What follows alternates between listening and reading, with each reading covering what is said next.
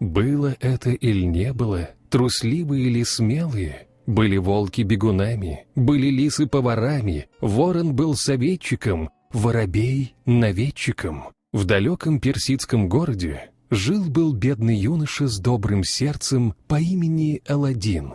Скудную пищу, на которую ему удавалось заработать, он всегда был готов разделить с нуждающимся. И если кто-либо просил Аладдина о помощи, он никогда не отказывал. Однажды у оазиса в пустыне юноша встретил незнакомца, который прибыл из далекого Магриба. Услышав имя юноши, магрибинец обрадовался. Он попросил Аладдина помочь в одном несложном деле – найти в пещере у ближайших гор потерянную лампу. Аладдин с радостью согласился, а магрибинец корыстно ухмыльнулся. Вместе они отправились в путь. Подойдя к горам, магрибинец ударил посохом озимь, послышался гул, и в скалах проступил вход в пещеру, вглубь которой вела узкая лестница. «Все, что увидишь внутри, ты можешь взять себе, Аладдин. Главное, не забудь принести мне лампу», — напутствовал магрибинец. Аладдин спустился по ступенькам в темную пещеру. Путь вглубь был уставлен ловушками. Страшные чудовища смотрели из темноты, щелкая челюстями. Но едва завидев Аладдина, они тут же бросались прочь, а стоило ему коснуться ловушки, та рассыпалась в прах. Юноша не знал, что пещера была заколдована его именем, и только ему одному дозволено пройти через все испытания. Испуганный Аладдин не раз хотел было броситься назад, но данное магрибинцу слово не давало права ему так поступить. В конце пути он увидел огромную залу с высокими колоннами, уставленную сундуками с золотыми монетами. Пол там был усыпан золотыми слитками и драгоценными камнями. Среди всего этого богатства Аладдин с трудом нашел старую пыльную лампу. Он решил убрать с нее пыль, чтобы разглядеть надписи. Как только он начал тереть лампу, земля вокруг задрожала, и из лампы вылез ужасный джин. «О, владыка лампы, я к твоим услугам!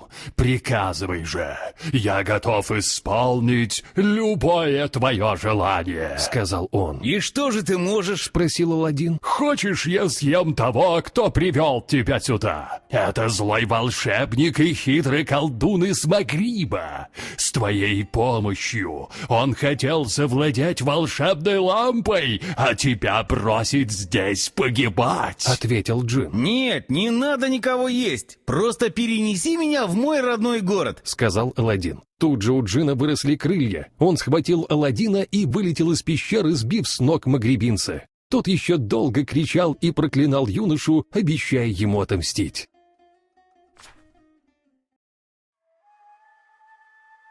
«Ребята, нужно собрать бананы в корзину. Я отнесу их на базар и выменяю на пару лепешек.